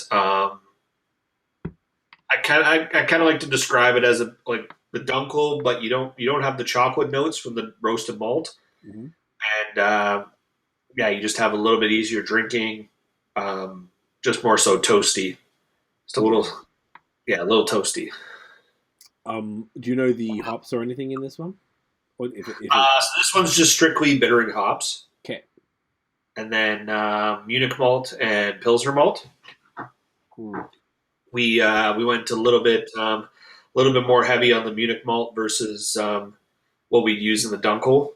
So just to kind of accentuate that toasty note. Perfect. Yeah, man. This is some great stuff. Okay, cool. So that's within the German realm. Are there other sort of like ones aside from like you got the Fest beer or the Oktoberfest, you got the Dunkel, you're looking at the Schwarz beer. Are there other sort of like German styles in the darker side of things? Yeah, so you have the Bock family. So you got Bocks, you got Doppelbocks. So I kind of find that those types of beers and kind of Dunkel are kind of swimming in the same pool, sort of. Gotcha. So I would say almost like, yeah, I can't even really compare a Bock to Oktoberfest. It's kind of They're pretty different. They're like higher yeah, ABV or something, I think, too, right? yeah. I think that's kind of nature of that style as well. Gotcha. Yeah, man. That's oh, of course it was 10 minutes. Yeah, man. I really like this one. This is fantastic, man. I really fuck with Oktoberfest. They're such a great style. The As far as like the area that you're in, based in Niagara, you've got only bench like you mentioned earlier in Beamsville, and you got a bunch of breweries in Niagara on the Lake. Like, how's it been being a part of that community down there? Like, have they welcomed you? Has it been like a nice little addition to sort of everything else that's going on? Yeah, it's been great. Yeah, we got a good little hub here of breweries that support each other. Um, I went. We had a problem getting our can lids, so I called up Exchange Brewery, and I was like, "Hey, can I borrow a couple sleeves of lids from you? I'll return them later." And they're like, "Yep, for sure." So people are definitely willing to help each other out. It's great to see. We've had talks with Matt at Bench about doing some collaborations and events together, and he's open to that. So um, yeah, we've really been welcomed to the community pretty well so far. That's great, man. And that's one thing about beer that I think is super cool because, particularly in wine country, I know Bench were our client before they opened for our agency. So I was sort of super familiar with everything that they were doing, and they were like the first real brewery in the area, and it was, they're open till like 9, where everything closes at 5. So it like allows people a bit of extra reason to hang around a bit, eat something and drink something different aside from wine. And now with you guys around, it's definitely opened up that choice, and it's made it more of a, beer is one of the very few industries where having more than one next to each other or close by is not a bad thing. People Yeah, they want to come down for a, like a little crawl or whatever you want to call it, like, check out a couple breweries, and it's sort of fun to do that, whether it's they stick around for food or come in to crush something after, a day at the wineries. It gives people something different and something fun to look forward to whilst they're, in the area, which is great, which is really, I think in that one specifically, it's very cool because there's always been a bunch in Niagara on the Lake. And I always found that super cool, and Beamsville never really had that. So now with you guys there, it's awesome, yeah. I mean, Niagara on the Lake has that small town charm and has all the history kind of coinciding with it. So it's like that's been a tourist hub for however many years. So naturally, there's going to be kind of more going on there. And yeah, always the saying is, it's like, why do people come to Niagara? Because there's multiple wineries, not because there's one, right? So if there was one, nobody would come. Everything is complementing each other. And the town of Lincoln is really committed to putting Beamsville on the map, Lincoln on the map for a tourist destination. We got great wine, great beer, a lot of natural beauty here too. So yeah, it's on the up and up for sure. That's awesome. Have you noticed that there's a fair bit of wine traffic? I guess, people who are in the region because of wine, and then they hear there's a brewery and they're like, oh, let me check this out. Have you seen that? Yeah, the two kind of go hand in hand, right? So we deal with a few tour groups that I'm sure were strictly wine tours, and then they kind of shifted into brewery wine tours, and Cool. it's good. It's good to kind of get, if you've been to 6 wineries in a day, it's good to kind of get that little change up for a brewery. And then also if I mean, it's a little stereotypical, but it is the truth that you got a husband that doesn't want to be on a wine tour for forever, and kind of keep him happy by stopping at a brewery, right? I was going to mention there was the old stereotype of that, and, It's not always true, but it definitely can be true, and it always makes me laugh. But yeah, man, it's definitely like part of the thing when we were trying to figure out who the clientele were for bench. That was something that came up. Like it was the dude who was maybe not necessarily dragged along, but wanted to change the pace. You know, men typically drink more beer than women, though. That is a bit of an antiquated thing. I feel like women drink beer somewhat equally now. At least it's got to be pretty close. But it's yeah, I think it's it's a key respite from just having wine all day, and it's wine's a lot hectic, a lot more hectic, and now you've got a whole bunch of really crushable things along with some fantastic food to pair with it. So wine all day, you might have even had some cheese or some other little snacks that have been pairing with the wine. So it's keeping in with that spirit by having these fantastic beers that pairs perfectly with the food that's very curated and stuff. So it's yeah, I think you guys, it's important to have what you do in Niagara, and I was stoked when Andrew back then told us about you. So I was like, oh fuck, sick! Like I knew about bench obviously, but I didn't know you were there, and it's awesome. It was a really great experience. We only went to one run, we just hung out there for a few hours, and then we're like, all right, I don't want to go home just now, and let's do something else. Are there more breweries coming to Beamsville specifically? Not that I'm aware of, Okay. but yeah, we're not too big of a town. I think we're 28,000 people. 28. Okay. So, I mean, there's definitely room for it. We're a tourist destination. I want to say, I think there's over 30 wineries in the bench alone. So like we are getting that. There is the opportunity there. I think probably another town near us, Grimsby. I think they could probably use one. So I would see somebody probably making that their home first. Before coming there. That's a good point, because I think Hamilton's right next to Grimsby and then Beamsville. And Yeah, because down the QEW, you go Beamsville, headed to Toronto, Grimsby, Stony Creek, Hamilton. Stony Creek. Okay, I always include Stony Creek in Hamilton, but yeah, I guess there's I don't think there's a brewery in Stony Creek, but no, but there's a bunch here, and obviously moving forward. Okay, I don't know if there's anything in Oakville. Obviously, there is in Burlington, but yeah, that's a good point.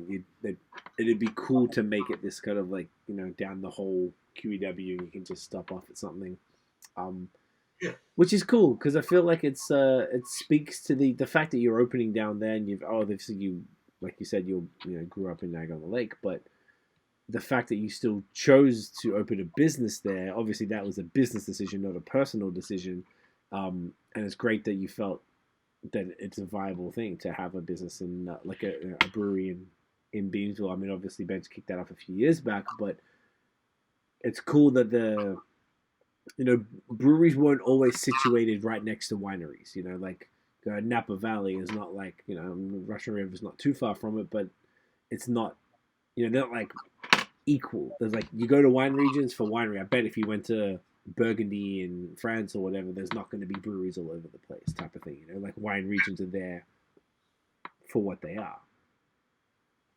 So I don't know. Does it seem to be a North American thing to have a brewery come into a wine country?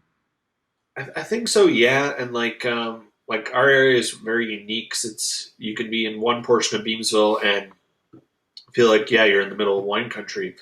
And then another portion is, okay, I'm in almost like a bigger city, like the feeling that you get from it, right? So, and that's kind of like where the separation too happens between the breweries and the wineries, because the nature of the brewing process, it's really hard to have a brewery kind of out in the middle of nowhere on septic, on a cistern. Like it doesn't really make sense. So it's like we don't have the luxury of that and kind of banking on our landscape to kind of draw people in. So we have to get a little bit more creative. So having us in an industrial area gives us all the benefits of being a manufacturer, that we're on municipal water, we're on municipal sewer, things are easy on the production side of things. But then, okay, now we have the added disadvantage of we're not on Main Street, or we're not out in the country where we're going to gravitate people normally because of the scenery.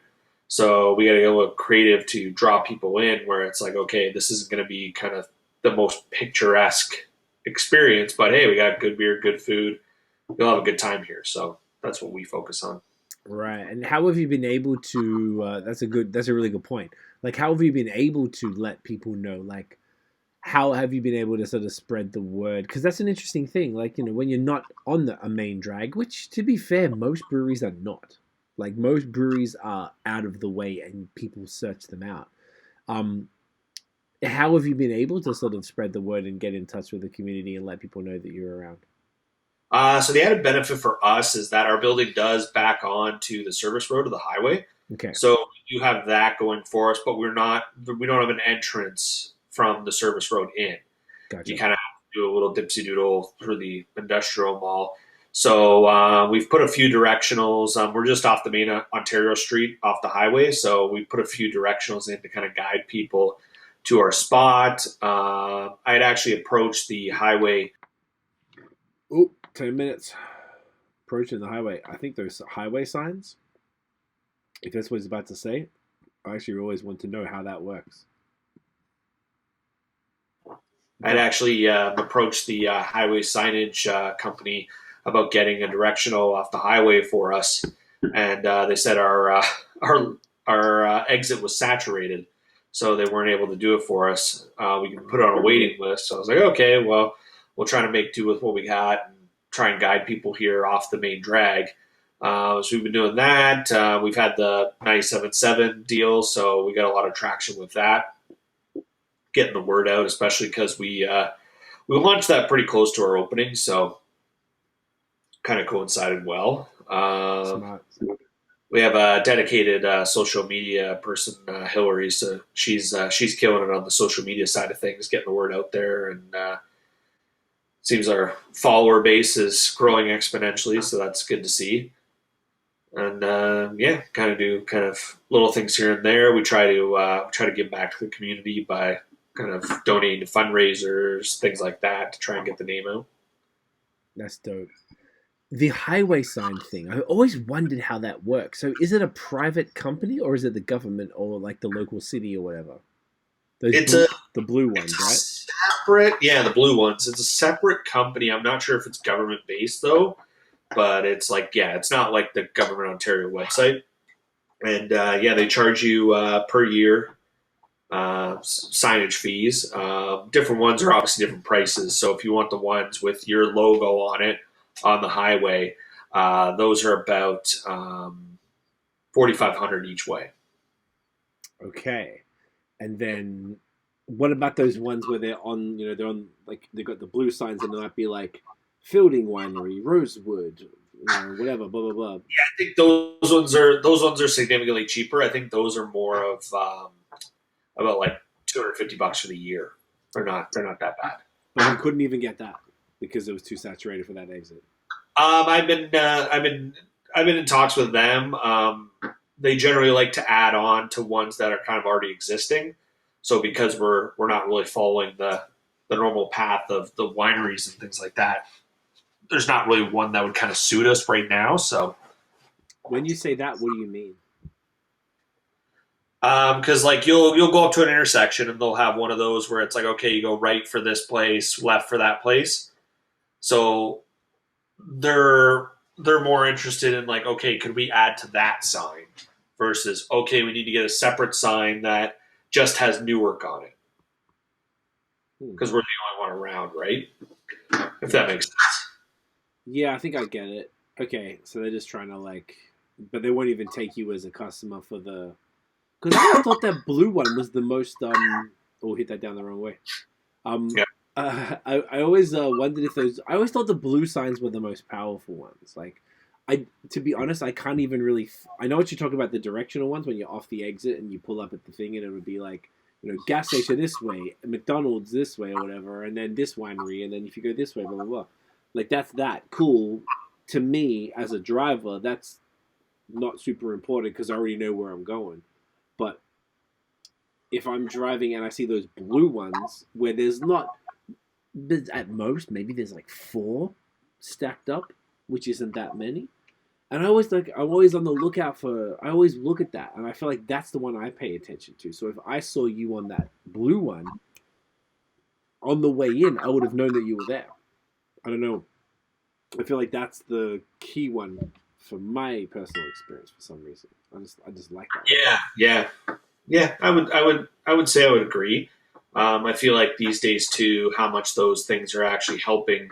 They're probably more just advertising at this point because everybody seems to GPS everything, right? So, I mean, yeah, that's true.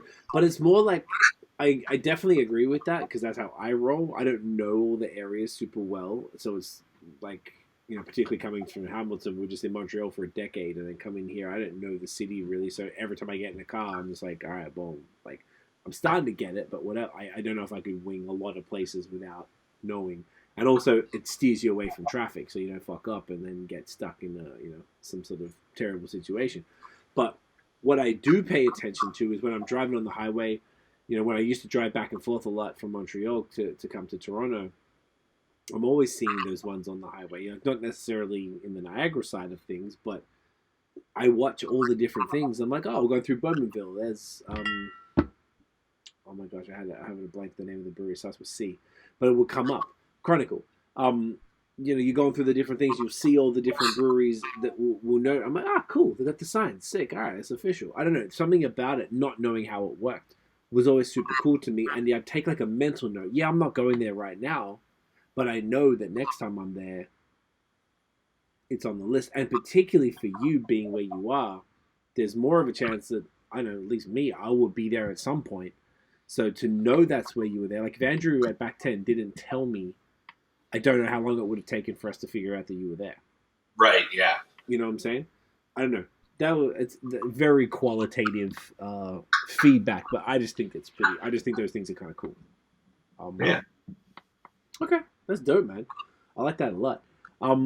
What's the sort of future plans for the brewery and the space then? Like, can you do much more? Like, have can you build out the patio? Can you add cornhole or something? Like, have you got anything you can do there? Yeah. We actually got some lawn games later in the summer last year. We got cornhole, ladder toss, and giant Jenga, and so those have been pretty popular with people. But yeah, I want to. If I had kind of all the money in the world right now, I would expand our patio and do a permanent covering. And then the idea would be that we could hold about 150 to 200 people outside. You got a full covering, kind of make it into essentially like a little oasis where you kind of don't really know you're in an industrial area. And make it so prettied up real nice and make it so that we could host weddings there and be kind of an alternative option to a lot of the wineries. That's sick. The area, the grassed area right next to the patio, is that yours or is that like a neighbor? So technically, all the grass is owned by the landlord and that property. Our lease only extends to kind of where the grass was cut, where it's kind of a definitive line. Gotcha. We've kind of been in talks with the landlord about utilizing that space and having it available to us to expand into eventually. So we might do something with them down the line if we want to make that spot our permanent home for the long run. But we'll see. We got some other lines in the water, so it kind of determines once we hit that kind of 3-year mark which way we kind of want to go. Interesting. That's actually smart. Like, not committing, because as soon as you start getting more land and then doing more things, say, hey, can we build this here, blah, blah, blah, like you're sort of tying yourself into that location like forever when it's been, 6 months? Exactly, right? And it's like if they want to eventually tear the place down and build a permanent building there, we got to go somewhere else, then we're, okay, how much did we invest in this spot? We can leave that and kind of wipe our hands clean. Yeah, that's smart. I mean, what factors would you consider? Because this is a good question for people, once again, who are watching, who are looking at doing this themselves, or just curious how it works. Like, what factors would determine whether you would stay or leave? Basically, kind of what we could negotiate with the landlord. If they want us to be, if we're in their long-term plans, then it might be easier to stay. Okay. If not, and it also depends on kind of the opportunities available to us. Like, good commercial properties that are suited for what we're doing are kind of a dime a dozen. So I kind of keep my eye out, but even then it's almost a little bit too early. So it's like you have a very confined window to where you can find something that you could officially move to and not disrupt your business quite radically. Because you'd have to move all the tanks, and that would be an ordeal. Because then you had to dig if it's not already prepared for a brewery. I guess you got to dig the what do you call it, the drains and all that type of stuff. Yeah. So depending if we're buying something already up, or if we're buying some land and building something ourselves, like that's open to discussion too. And then obviously you're talking big bucks here, so it's a bit of a different beast. So, but yeah, our building right now, the way it is, we could expand pretty significantly, but we know we're eventually going to need a bigger space. So, right, it's kind of which direction we go into. Gotcha. Well, look at that. Once again, the timing. Yeah, they've got like a really big like car park kind of situation, and then that space next to the brewery.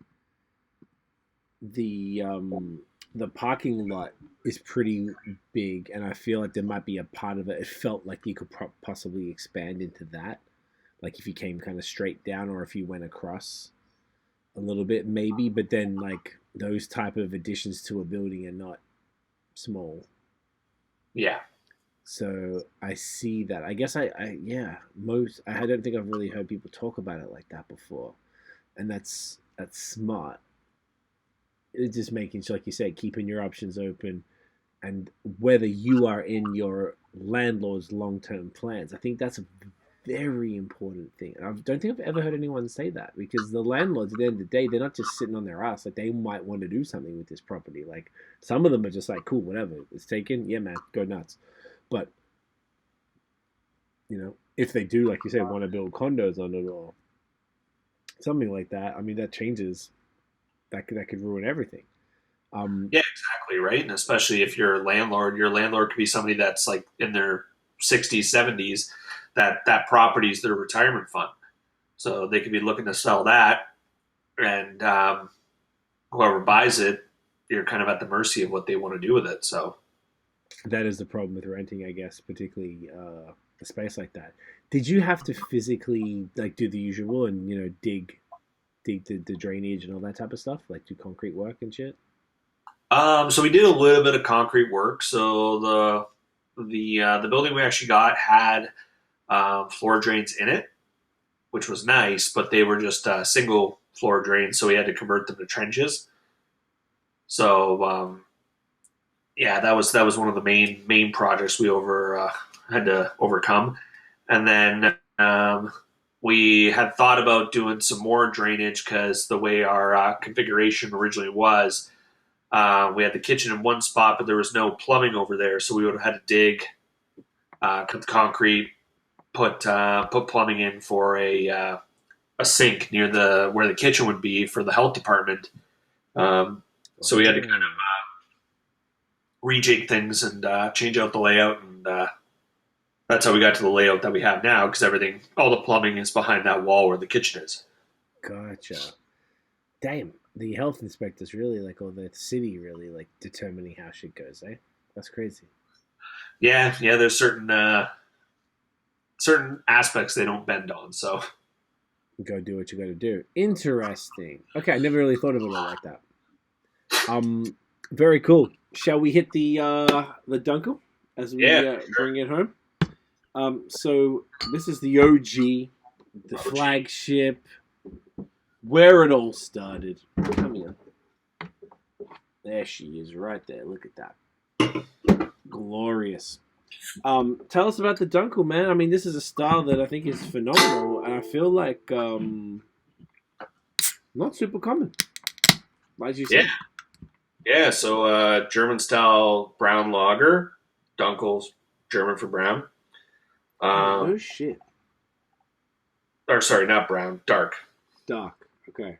Helles light, dark, Dunkel. Schwartz is black, hence Schwarzbier.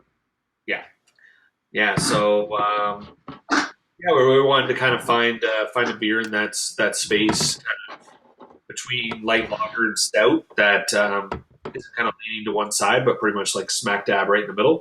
Mm-hmm. So this guy's brewed Pilsner malt, Munich malt, and a little bit of chocolate malt for color mainly, and that hint of chocolate. Mm-hmm. But making sure that the beer is still easy drinking, and you have more than one, and feel great. Love it. It's got a. I'm going to show it in a second. Really nice head.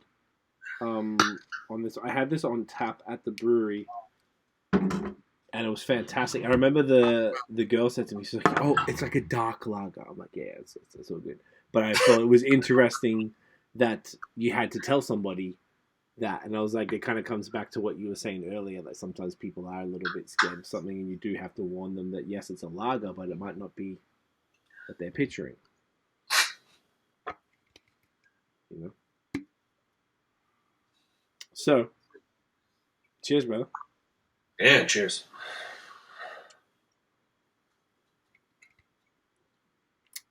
That's fantastic. So the difference, I mean, I feel like this is significant. This is, well, I don't know if significant is the word, but it's less sweet than the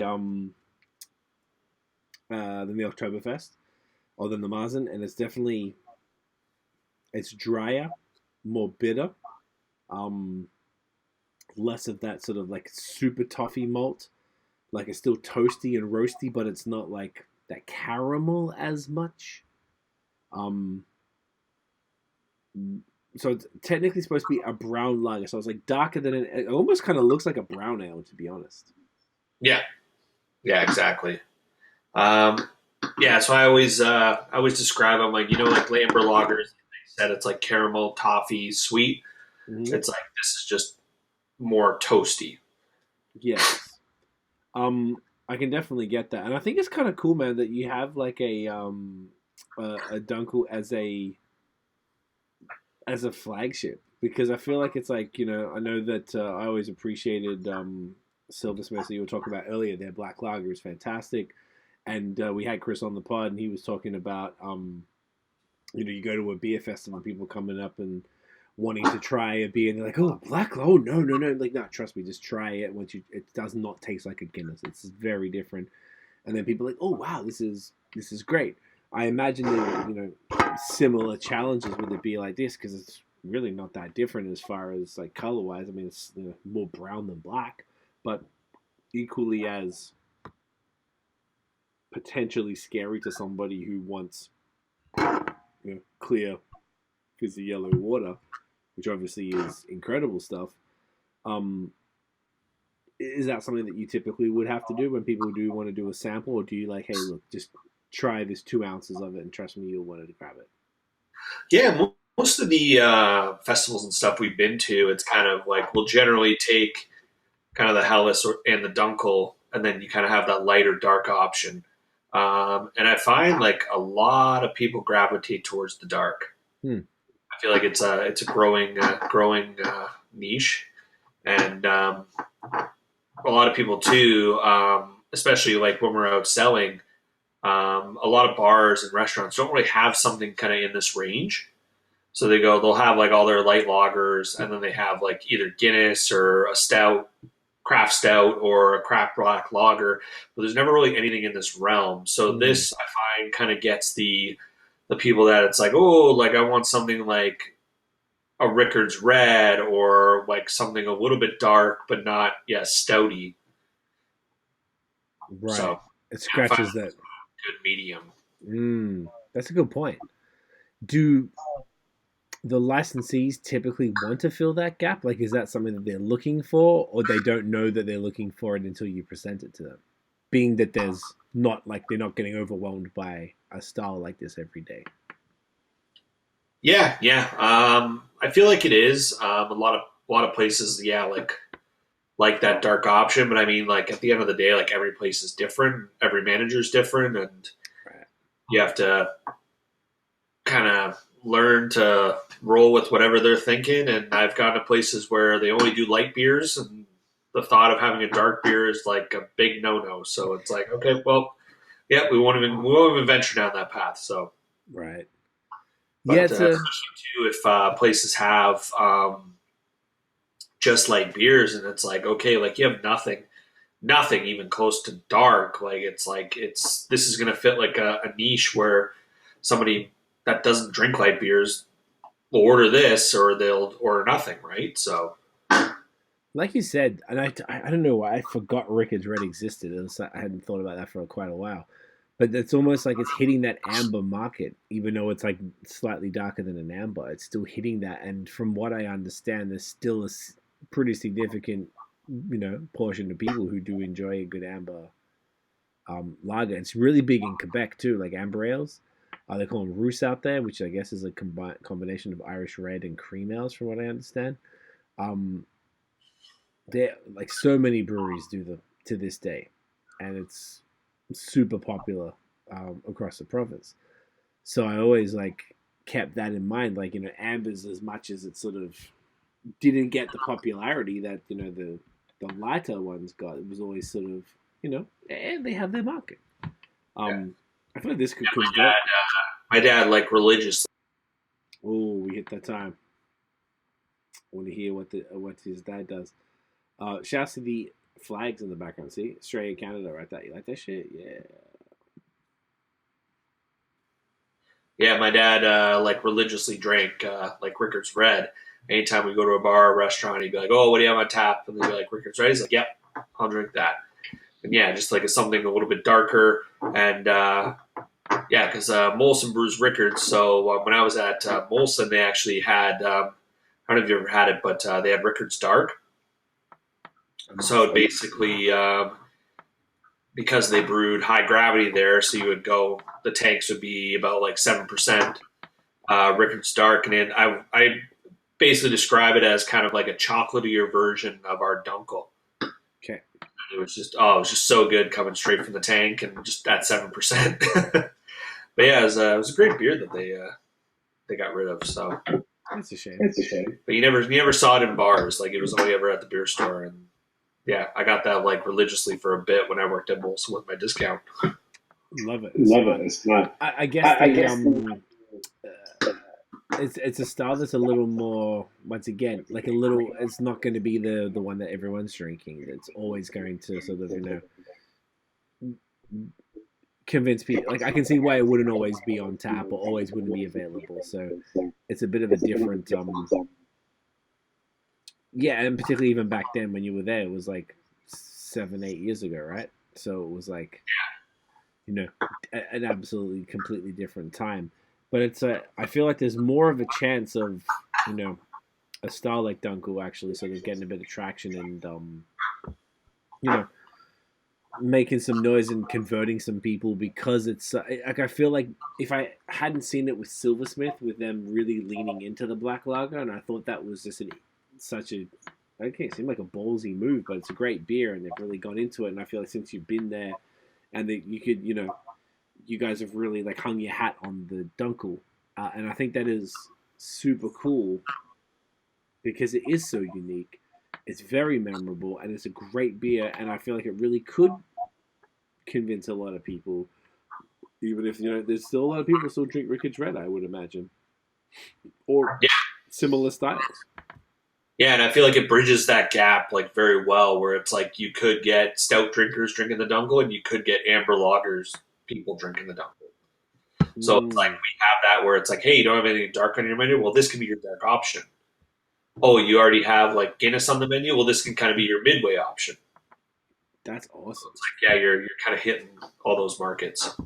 And it does, even as you're saying that, I'm tasting what I'm tasting, and it absolutely could scratch both itches. Like it can definitely represent the amber side because it isn't over the top, but it is definitely very it's not that far removed from a Guinness. Like it's definitely different, but it's not that far off. So it could definitely replace that if that's something that they wanted to do. So I like it, man. More power to you on that one. I love it. I love it. It's cool to see like a great style popularized, and I'm not gonna lie, it turned me. Like I said, I grabbed this on tap. I think I had the Huhh Yeah at the brewery, and then I was like eating the food. I'm like, oh, I need another beer, and I'm like, I want the Dunkel right now.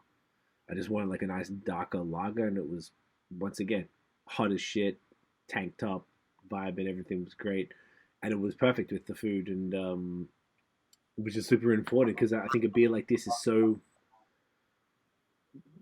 Yeah, it's like the words coming to mind is like charismatic as far as like the what it offers, and it paired perfectly with what you had on the menu. And I went and grabbed a couple of things. Like I would have loved to try the soft pretzel and a bunch of the other things, but I remember I think we got like a burger and the fries and something else. Um, it just really worked well. So it's good to hear, man. It was kind of funny. So I went. This was actually, I think, when I was just doing kegs. I went. I went to a bar in St. Catharines, and I was sitting down with the manager, and I was like, "Oh, this is the Dunkel here, so it's like kind of like a good bridge between kind of light and dark." Mm-hmm. And he was like, "Oh yeah," he's like, "Yeah, this be a good beer for like, yeah, like drinking in the fireplace, like in front of the fireplace, and like cold night outside." And then he's like, "Yeah, I don't know if I like see myself drinking this on a patio in the middle of summer." And then he like kind of stopped, and he was like, "Hey, you know what?" He's like, I guess I could. Yeah, I could see myself drinking this in the summer. And it's like, yeah, just like it's one of those beers that it's like it fits any occasion, right? And it's kind of it's dark when it needs to be, and it's crushable when it needs to be. I definitely agree, and as someone who did drink it on your patio in the middle of summer, it was money, and it was I think it was if I had it alone, it would have been great, but it worked extra well with the food for whatever reason. It was just I guess because like a lot of the pretzels, everything sort of like, and you mentioned a lot of the bratwurst and things that you had a lot of like Bavarian inspired, even if it's not exactly traditional, but it worked well with that. Even just a North American style burger that was just really well seasoned and put together was just money. So it's cool. I like seeing this. I like the knowing that you're pushing it. It's very dope. So what's next for you guys, man? Like what's happening? What are you focusing on? Being it's only 6 months. You got the 1 year coming up in May. You got anything planned for the 1 year? Is there anything you're sort of really working on that people should keep an eye on? Yeah, we got a big bash planned for the 1 year anniversary. Gonna do it up big.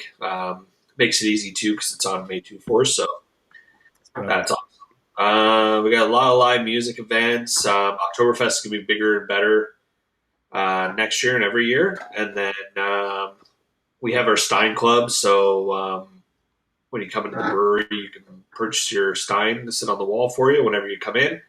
Gives you cheaper pints and discount off of retail. First dibs on events too, so that's awesome. And yeah, we got some aesthetic things we will kind of want to do around the brewery, kind of polish everything up a bit, make it a real destination, and really focus on that. I mentioned earlier that oasis kind of putting you on our beer garden and kind of almost transporting you to Munich. I love that. Is that when people rock up? Like typically, how many different beers are able to be purchased to go in cans? So any time we have at least five. Wow. Right now we have 9, I believe, to go. 9, Oh right? shit! Yeah, we got our 5. We got our 5 core brands. So we got the Helles Dunkel, Wit Double, and Huhh Yeah, and then we also have the 2 off the hop brands. So off the hop IPA, and then he came out with the stout as well. And then we have some peach Helles still, as well as Oktoberfest. Damn, that's a great selection right there. Is there anything else coming into distro? Like, do you distro through the independent beer stores as well as LCBO and grocery and such? Yep. So we recently changed our beer store offerings. So Okay. we got Helles and Huhh Yeah going to the beer store, single cans, and then we're kind of going to build those brands and expand outwards with them. And then the LCBOs, the Dunkel right now, but actually the Helles got accepted for the tasting portion. So I'm waiting to hear on that. If it gets accepted as a full-time listing, that would be awesome.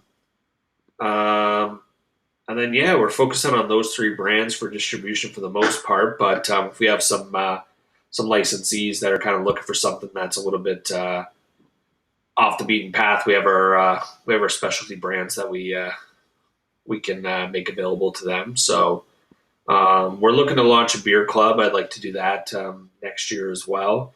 Kind kind of do some funky things for that that club. So something that you're not going to get if you just come in any random day. So Very cool. yeah, That's dope, man. Have you considered the independent bottle shops, or it doesn't really make a lot of sense? Because I guess it's smaller. for right now, I don't know if we get the traction for that yet. I'd like to eventually be able to do that though, and then especially to like kind of focus on having some other outside brands in that are styles that complement us well, kind of give us a whole beer portfolio. And we also serve local wine, cider, and we're going to be getting into spirits as well soon. So, yeah, if you have somebody that is in your group that's a big craft beer fan, you can go there. And if craft beer is not your thing, like we got multiple options for you to partake in. That's awesome, man. Big I love focus it. on. Yeah, that's very cool. I think that's important as well, particularly based on where you are. You know, you've got a distillery close by. You got obviously wineries all around you. You know, some people might not want to drink beer, so it's always good to have those extra things that you know on hand just in case. Very cool, bro. I love it all. I feel like I knew that would happen. Excuse me. Oof. I'm loving the Dunkel, man. This is such a fantastic beer. You should definitely get hold of it. I feel like Dunkels are like fronted on. One last disconnect for good measure. Yes, that's what I was thinking. Right? I knew it was coming. Where can everyone find Newark Brewing online? Online, you can go to newarkbrewing.com. We have an online shop there. We're shipping Ontario wide. You can also find us in the LCBO. That's expanding pretty much daily, the LCBOs we're getting. So we're hoping to be Ontario wide with that. Hopefully 2 products, fingers crossed, soon. And beer stores as well. So we're expanding that, mainly kind of Burlington down to Niagara right now, but we're looking to expand that as well. Yeah, kind of a lot of kind of bars and restaurants popping up every so often. We got a new partnership with the Toronto Rocks, so Hamilton's going to be getting littered pretty soon with the Turf Monster Lager we did with them. Oh yeah, Yeah. that's awesome, man. I love it. I just want to get the screenshot, and then we'll wrap it up, and we can finish up off air here. Want to hold up a couple cans? Yeah. Let's see what I can get in my hand here. Beautiful. There we go. Oh, look, perfect, because I got the other 2. All right. This way. Ready? Glorious. I'm just going to wrap this up. Once again, yeah, stick around, and we'll wrap it up afterwards. But, Griffin, thanks so much for your time, man. Really appreciate it. It's been great to hear the story, to hear more about the different styles and stuff, to drink these with you. It's been super fun. Congrats on all the success. Excited to see where it all goes, man. Really appreciate you. Yeah, my pleasure. Thank you very much. Pleasure. Guys, thank you so much for watching and listening. If you enjoyed the episode, smash the thumbs up, hit subscribe below, hit the notification bell so you know when the new drops. Follow us everywhere at BAOS Podcast. Check out the long form audio. We drop every Wednesday, 8 p.m. Eastern. Right now, we're also doing the Link Up Series 4. So there's going to be those dropping alongside the regular pods. And of course, thanks again to Manscaped for sponsoring the episode. Use the code BAOS for it's either 20 or 25. Either way, minimum 20% discount. And particularly come up, it's Black Friday, Cyber Monday next week. I mean, by the time you guys hear this, it'll be Cyber Monday week. Cyber Monday week is a crazy sentence, isn't it? Code BOSmanscaped.com. Guys, we'll see you in the next episode. Cheers.